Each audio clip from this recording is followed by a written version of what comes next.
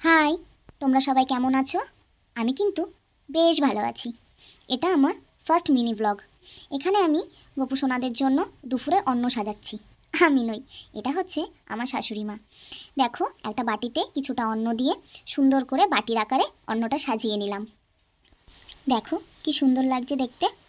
আরেকটা বাটিতে আলু দিয়ে পনির দিয়ে একটা তরকারি করা হয়েছে, সেটাও সুন্দর করে সাজিয়ে দিলাম।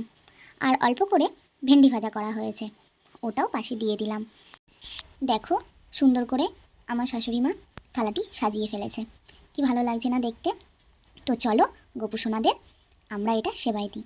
এই দেখো গোপুসোনাকে এবার দুপুরের জন্য এটা সুন্দর করে আমি গোপুসোনাকে দিয়ে দিলাম।